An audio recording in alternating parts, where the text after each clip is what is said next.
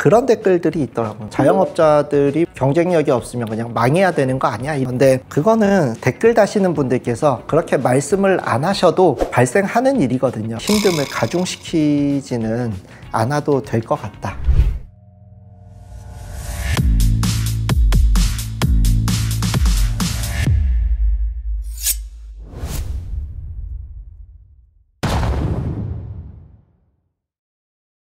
안녕하십니까. 치과의 성지원 채널의 성지원 원장입니다. 오늘은 최근에 사회적인 이슈가 되는 부분이 있어서 비슷한 입장인 경우도 있고 해가지고 제 생각을 한번 나눠보는 시간을 가지도록 할게요. 이렇게 생각하는 사람도 있구나 정도로 봐주시면 될 것 같습니다. 제 생각이 여러분들을 설득하거나 이럴 생각은 전혀 없고요. 반박시 우리 선생님들의 말씀이 다 옳은 것으로 패배를 인정하고서 제 생각을 한번 얘기해 보도록 하겠습니다. 그리고 뭐 우리끼리 논쟁해가지고 결론이 난다 한들 무슨 의미가 있습니까? 생각을 나눠보는 거죠. 최근에 슈카님이 빵집을 팝업 스토어 형식으로 오픈을 하셨거든요. 본인께서 말씀하시기로는 사업으로 가능성을 보기 위해서 빵집을 오픈하셨거든요. 자기 돈 태워가지고 사업하는 거는 다 본인의 자유이기 때문에 그걸 가지고 왈가왈부할 일은 아니고 그 사람의 의견을 그냥 존중하고 책임도 그 사람이 지면 된다. 심플한 문제인데 슈카라는 분이 워낙에 이제 영향력도 있고 빵값이 굉장히 저렴한 가격으로 형성돼 있다 보니까 그로 인해서 그동안 제빵업계에서는 통리를 취했던 거 아니야? 라는 얘기들이 돌고 있는 것 같더라고요.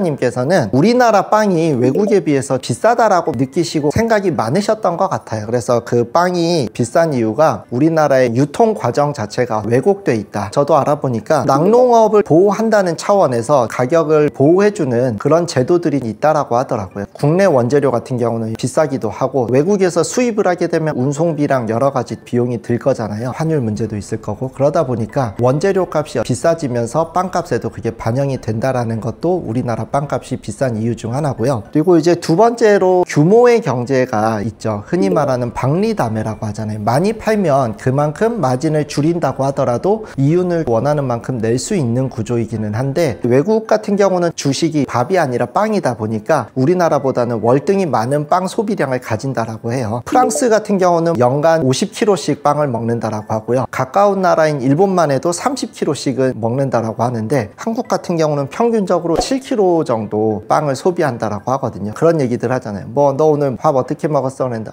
빵 먹었어요. 그러면 어른들은 그거 먹어가지고 되겠니? 걱정들 하시잖아요. 그래서 우리나라는 빵을 주식으로 생각하기보다는 간식이나 디저트류로 생각을 많이 하다 보니까 소비량이 많지는 않은 것 같다. 또 하나는 외국 같은 경우는 빵을 공장에서 만들어서 마트에서 대량 생산, 대량 유통의 과정이 되는 거거든요. 우리나라도 사실은 코스트코나 지하철에 보면 공장에서 만든 대량 생산된 빵 같은 경우는 상당히 저렴하게 팔리고는 있죠. 그렇지만 대부분의 빵집들은 소규모로 하다 보니까 재료를 매입해올 때도 그렇고 판매할 때도 박리담회로 가기는 어려운 구조적인 차이가 있을 거라고 생각이 됩니다. 이거는 장점도 있고 단점도 있는 것 같아요. 가격적으로는 좀 더 비싼 가격을 내고 빵을 먹어야 되기는 하지만 일률적인 빵이 아니라 개성이 있고 다양한 빵을 접할 수 있다는 점에서는 소비자 입장에서 장점이 될 수도 있겠다. 어쨌든 여러 가지 이런 환경 때문에 빵값이 우리나라가 다른 나라에 비해서 비싼 거는 사실이다라는 게 통계적으로 나오기는 하더라고요. 그래서 이제 슈카님 같은 경우는 이런 부분을 개선한다. 많이 팔 수 있다고 하면 가격을 낮출 수 있는 여지가 있다 생각을 하신 것 같고요. 각각의 사업체는 다 각각의 사정이 있고 사업 모델이 있고 구조가 있기 때문에 일률적으로 평가하는 건 아니라고 생각을 하거든요. 예를 들면 중국집에서 먹을 수 있는 짜장면도 동네에서 저렴하게 쉽게 접할 수 있는 짜장면도 있고 되게 비싼 호텔 중식당의 짜장면은 과정이나 재료 구조면에서 틀리기 때문에 같은 짜장면이라는 카테고리에 묶이기는 하지만 그거를 동일선상에 두고서 비교하는 거는 어렵다라고 생각을 하거든요. 그래도 어쨌든 소금빵 같은 경우는 그렇게까지 뭐 형태가 크게 다르거나 하지는 않는데 다른 데서는 3,000원에서 4,000원에 팔리고 있는데 슈카에서는 990원 정도에 팔리고 있다라고 하니까 제과제빵을 하시는 분들께서 과한 마진을 남기신 게 아닌가라는 얘기들이 돌고 있는 거는 사실입니다. 그래서 여기에 대해서 반대로 한번 생각을 해봤어요. 만약에 제과제빵을 하시는 사장님들께서 폭리를 보편적으로 취하고 있다라고 하면은 그분들 다 잘 살고 있어야 되는데 정말 성공하신 분들은 그렇게 지내시는 분들이 있지만 대부분은 주변에 있는 사람들처럼 평범한 생활 수준을 갖고 계신다라고 저는 생각하거든요. 그리고 만약에 정말 빵집에서 그렇게 많은 수익을 얻을 수 있다고 하면 많은 사람들이 제과제빵업에 뛰어들었을 텐데 그러지는 않는다라고 생각을 하면 그분들께서 폭리를 취하고 있다라는 말은 오해한 것일 수도 있겠다. 사실 폭리라는 게 조금 애매한 구석이 있습니다. 마진율을 얼마까지는 폭리가 아니고 어느 이상으로는 폭리다라고 기준이 있어야 되는데 일단 그 기준이 없습니다. 그리고 내가 뭔가 일하는 거에 대한 가치는 본인이 주관적으로 생각하는 거거든요. 그리고 이제 이 가격 설정에 대해서 말씀을 드려보면은 사업을 하시는 분들이 가격을 최종적으로 결정하는 권한을 가지고 있는 거는 사실입니다. 그리고 그 책임도 져야 되긴 하거든요. 근데 그렇다고 해서 내 마음대로 정할 수 있는 거는 절대 아니거든요. 적게 일하고 많이 버는 게 모든 사람 꿈이라고 하잖아요. 근데 그러면은 가격을 올리면은 그게 될 수도 있는데 그렇게 되지 못하는 이유는 가격을 올리게 되면은 첫 번째로는 손님들이 나를 선택하지 않을 가능성이 높아집니다. 가격을 올리게 되면은 소비자들께서는 거기에 대해서 즉각적인 반응을 하세요. 예전엔 안 그랬는데 왜 비싸졌어요 하거든요. 가격의 저항성 같은 게 있는 것 같아요. 식당 보면은 그런 경우 있잖아요. 국밥집에서 7,000원 하던 국밥을 8,000원으로 올립니다 할 때 보면은 거의 무슨 뭐 사과문을 올립니다. 정말 저희가 끝까지 참고 참았는데 물가 상승을 도저히 못 버텨서 진짜 1,000원만 올릴게요 하면서 왜 그러냐면은 올리게 되면 당연히 고객분들께서는 안 좋아하시는 거를 느끼기 때문에 우리도 어쩔 수 없었다라는 거를 읍소를 하는 거죠. 마음대로 올리고 그게 통하는 구조가 절대로 아닙니다. 반면에 내리고 슈카처럼 많이 팔면 되지 않아 라고 생각하실 수도 있는데 이것도 좀 어려운 부분이 있습니다. 1,000원짜리 빵을 하나 팔았을 때 1,000원이 모두 다 수입으로 돌아오지는 않거든요. 당연히 빵을 만드는데 소비자한테 판매를 하는 데까지 드는 많은 비용들이 있습니다. 그 비중이 높으면 높을수록 마진은 줄어들게 되거든요. 예를 들어 볼게요. 지금 현재 마진이 30% 정도라고 했는데 여기서 가격을 10%를 줄인다라고 하면은 생산 원가를 줄일 수는 없거든요. 그렇게 되면 마진의 3분의 1 정도가 줄어드는 거죠. 그럼 마진이 3분의 1이 줄어든다라고 하면은 매출은 1.5배를 올려야 돼요. 근데 사실 1.5배를 올리는 것이 그냥 말처럼 쉬우냐? 그거는 되게 어렵습니다. 10% 내렸다라고 해서 손님이 1.5배 오셔야지 그나마 본전이고 그 이상으로 오셔야지 그나마 내리는 보람이 있는 거거든요. 내렸는데 불구하고 손님이 1.5배만큼 안 오신다라고 하면은 수익성만 나빠지고 사업이 점점 어려워지는 상황만 되는 거거든요. 가격 형성을 하는 게 사업을 운영하기 위한 최소한의 이윤을 남겨야 되는 거기도 하고요. 그리고 내리기에는 생산 원가의 압박이 있습니다. 위쪽의 저항선과 아래쪽의 저항선 안에서 나름대로 어떤 게 최선일지를 고민하다가 균형을 찾는 가격을 소비자들한테 제시하는 거거든요. 왜 이렇게 빵이 비싸냐에 대해서 핑계라면 핑계고 이유라고 들 수 있는 가장 직관적인 게 저희도 이윤이 조금 남아야 되지 않을까요? 라는 표현보다는 생산 원가나 뭐 재료비 이런 얘기들을 하는 게 그래도 조금 더 납득하기 쉽기 때문에 그런 얘기들을 많이 드리거든요. 소비자분들께서는 이런 말씀을 하세요. 물가가 오를 때는 그렇게 올리면서 원자재 값이 내려갈 때는 안 내리냐? 거기에 대해서 공급자 역할을 하시는 분들의 입장을 대변을 해본다라고 하면은요. 일단은 그 원자재 값이라는 거는 일반적으로는 계속 우상향을 합니다. 대부분의 시장의 공급자들이 가격을 올릴 때는 생산 원가가 있잖아요. 이게 조금 올랐다고 해서 바로 가격을 이렇게 올리지는 잘 못해요. 조금 오르면 마진이 줄었다라고 하더라도 이거를 감내하면서 사업을 계속합니다. 다시 오르고 다시 오르다가 도저히 이거는 운영이 안 되겠다 싶으면은 그때 이제 소비자분들한테 죄송합니다 하면서 한번 올리는 거거든요. 그래서 오를 때마다 째깍째깍 올리는 건 아니고 경비의 부담의 압박이 극에 달했을 때 한 번 올리는 거고 이제 조금 내린다고 해봤자 어차피 다시 오를 거라고 생각을 해서 그거를 바로 이렇게 내리지는 않는 거거든요. 원자재 값이 내렸다는데 왜 안 내려? 라고 생각하시는 분들께서는 아 그래서 사정이 있구나라고 이해를 해주실 수 있지 않을까. 그래서 이제 여기까지 시장의 공급자 입장에서 얘기를 해봤고요. 다음 얘기해 볼 거는요. 다른 데서는 2, 3천 원, 비싼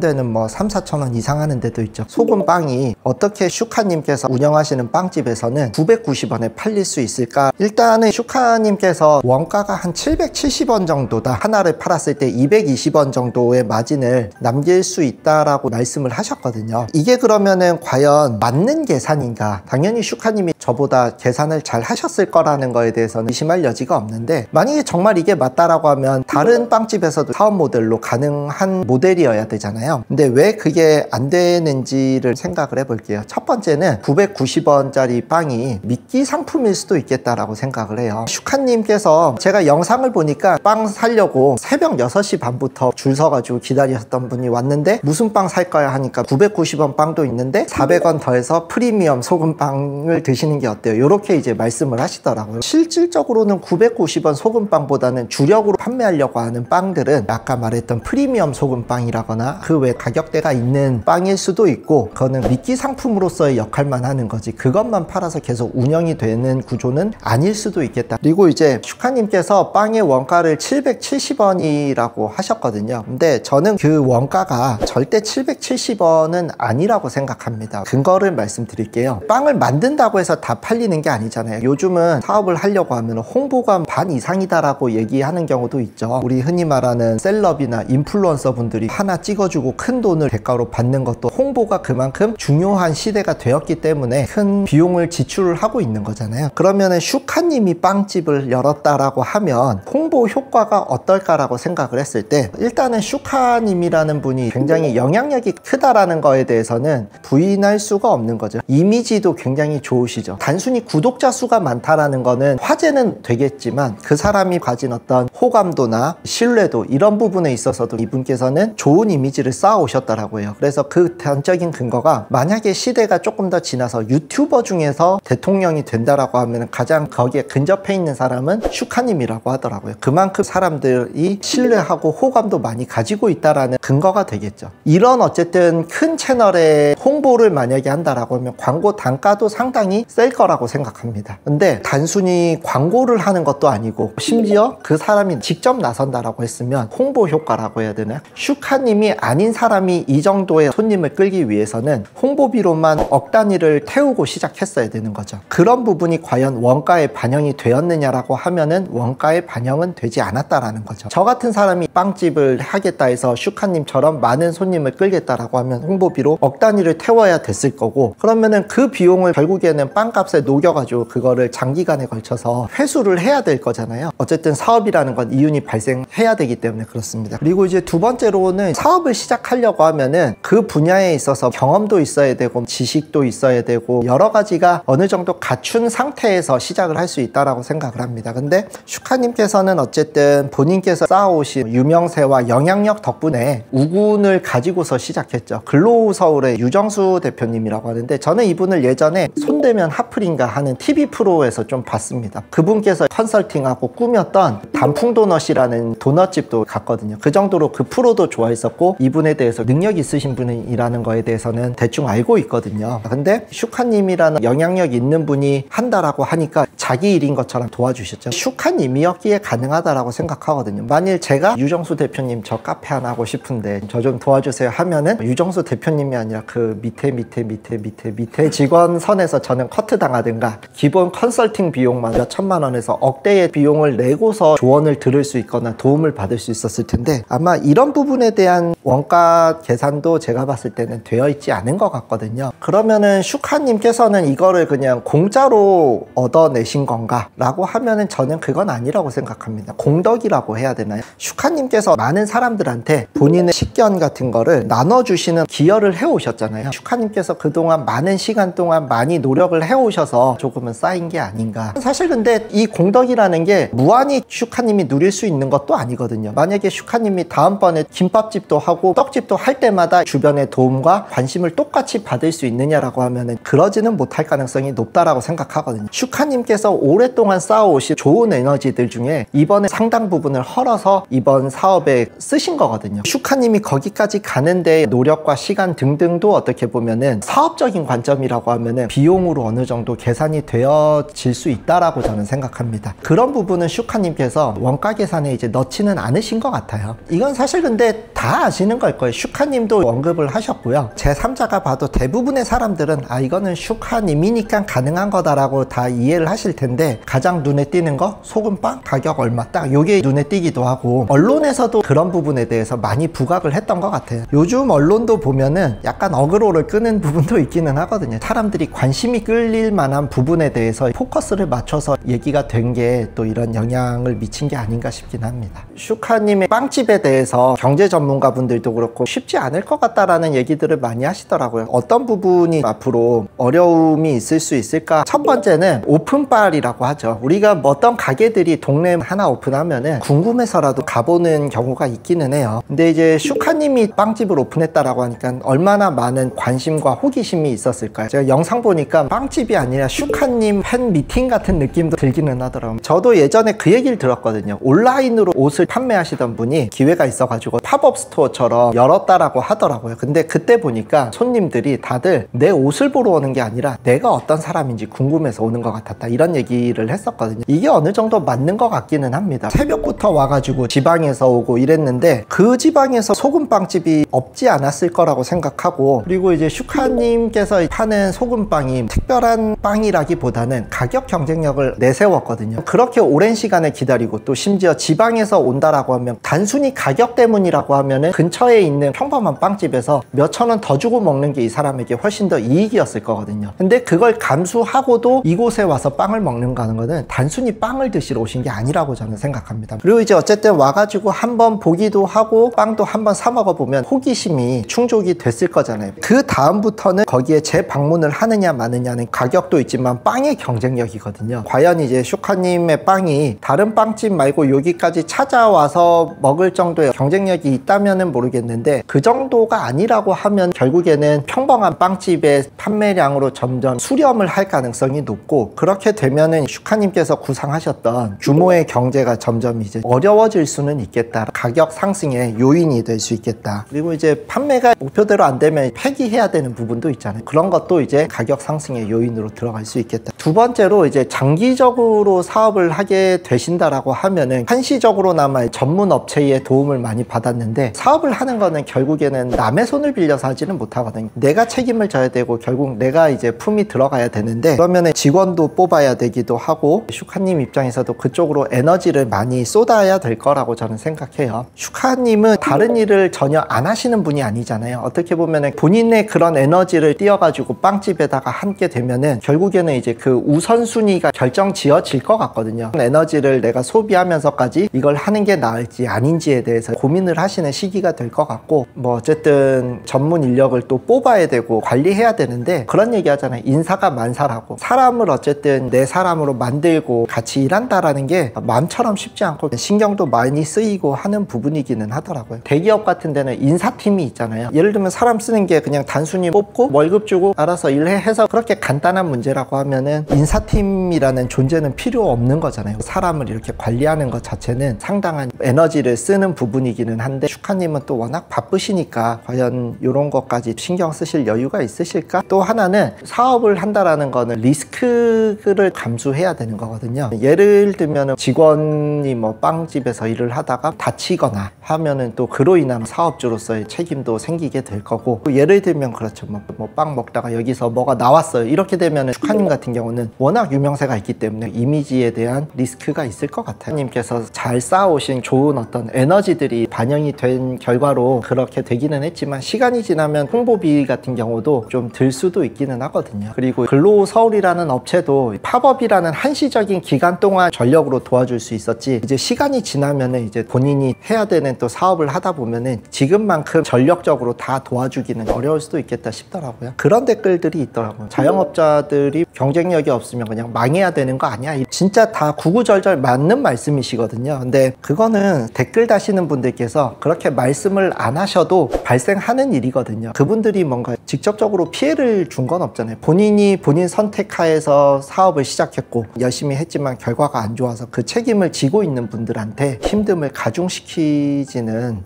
않아도 될 것 같다. 오늘의 결론은 슈카님이 어떤 사업을 앞으로 어떻게 하시든 그거는 슈카님의 온전한 자유이기 때문에 거기에 대해서 왈가왈부하는 거는 피하고 응원해드리면 좋을 것 같다라는 생각을 했고요. 두 번째는 슈카님의 특수성을 반영하셔서 단순히 슈카님이 저렇게 됐다고 그걸 보편적으로 다 된다라고 이제 생각하셔서 괜한 이제 오해를 하시는 분들이 있다고 하면, 오해는 이제는 내려놔 주시면 좋겠다라는 바람을 담아서 이 영상을 제작했습니다. 오늘 영상도 시청해 주셔서 감사합니다.